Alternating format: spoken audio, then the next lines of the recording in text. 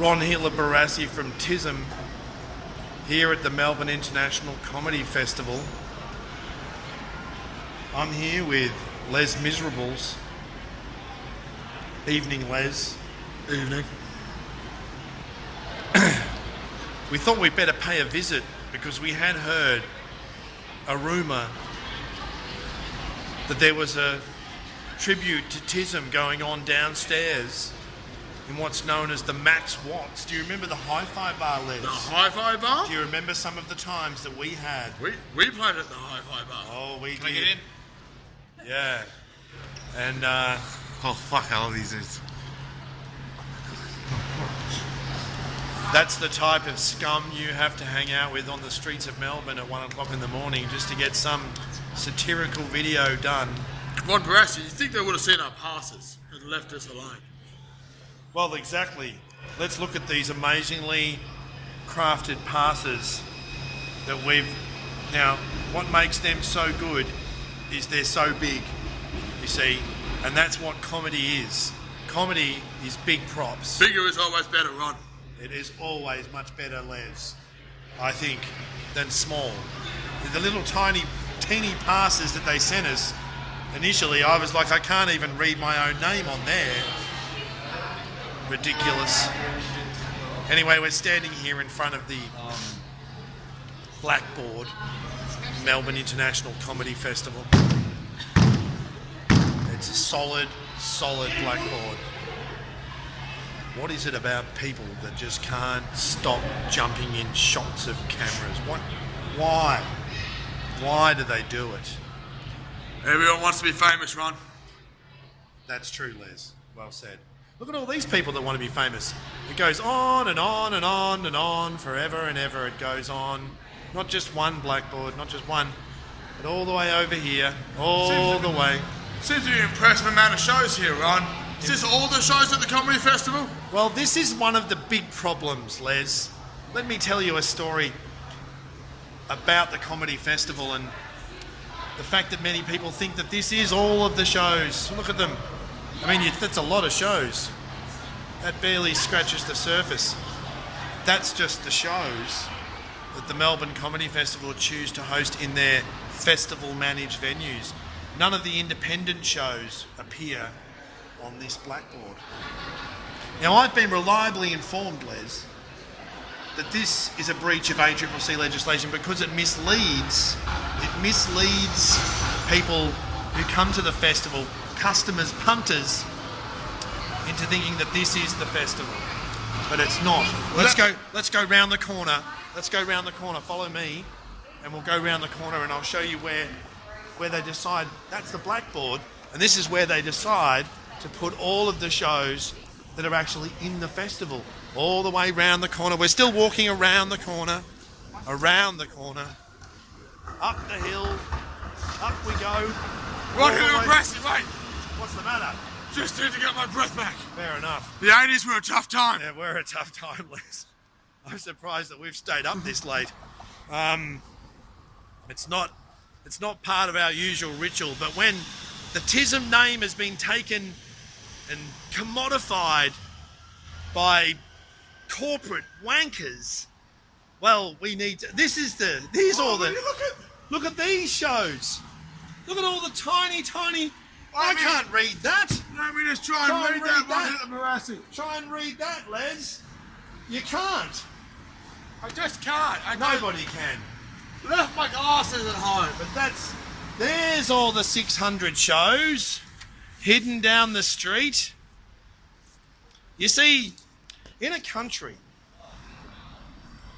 like Australia, Les, right now, there's a royal commission going on into the banking sector.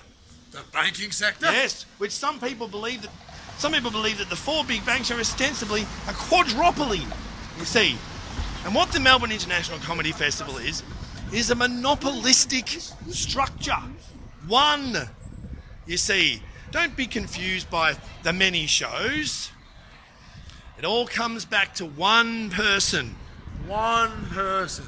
One person who's run the festival for 25 years.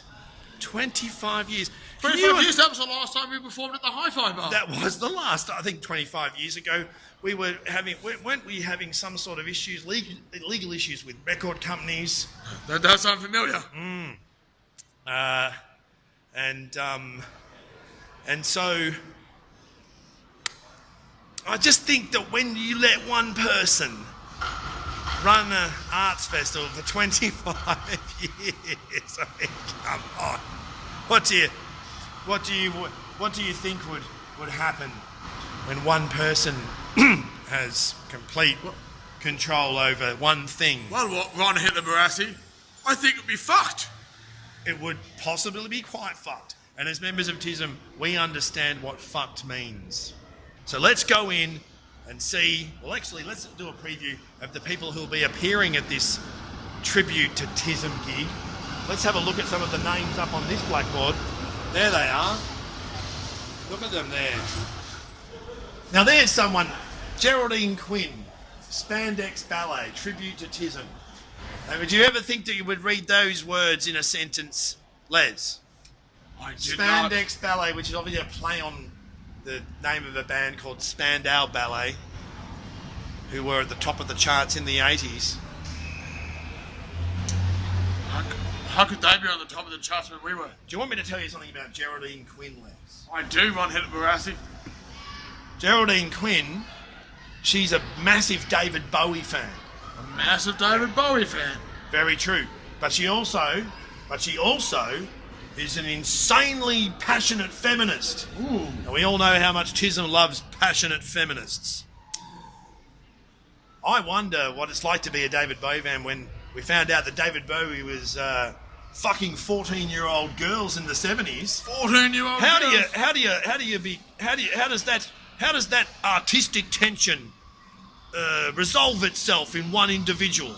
I've always wanted to know the answer to that question. Maybe tonight at the tribute to TISM, we might find out the answer to that question. Marcel Lucon. I think he tried to join TISM. Did he not try to join TISM one time, Marcel Lucon? He did, Ron Hitler Barassi. Do you know how I knew he wanted to join TISM? Because that can't be a real name. It's not. I think it's time that we went downstairs with our giant participant passes to see the gig. Well, I'm looking forward to seeing this benefit concert. Here we go. Actual passes. There you go. Ron Hitler Barassi from TISM coming to see the TISM tribute gig. Really? This is Les Miserables 1 second. coming to see the TISM tribute gig.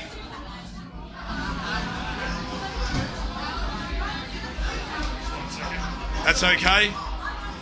We want to make sure that everything's... Okay. Ron Hitler Barassi from TISM, Les Miserables from TISM coming to see the TISM tribute gig. We're pretty happy that they invited us along. Absolutely. Oh, that's important. Excellent. All right, we're in. Let's go and see if it's any good. Because if it wants to be any good, it better be no good. But we are in. And I wonder whether they'll be keen for a guest poem. Remember my poems? Talk to anyone these days. It seems. Eventually they'll tell you about some heavy scenes. While they were living with a druggy friend, you gotta look real serious. Or at least pretend. While with a revenant awe.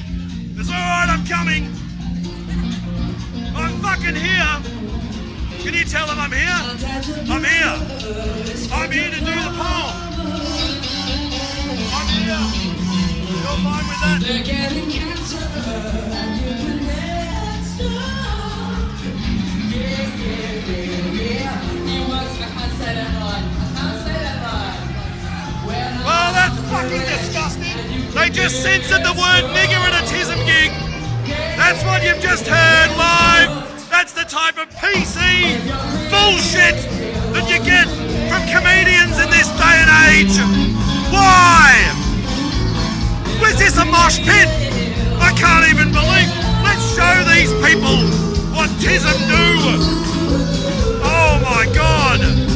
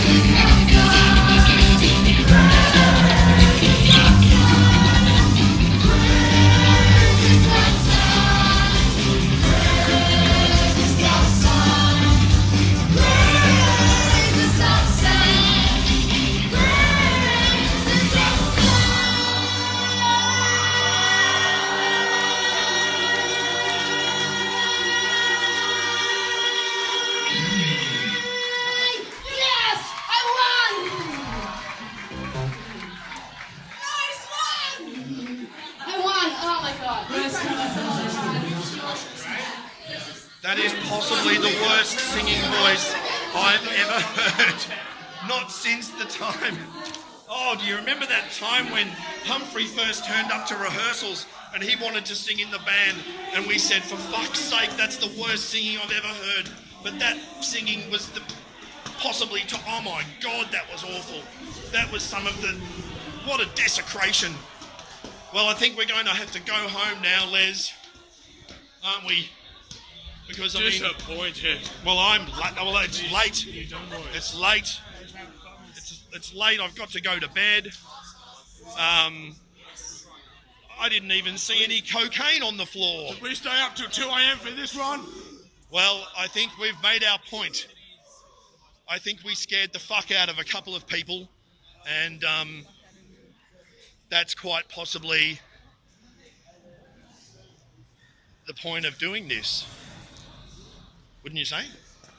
Do we ever have a point? I'll tell you what, why don't we just stand in the middle of the road and wait? We can't die any faster than they did in there. We can't die.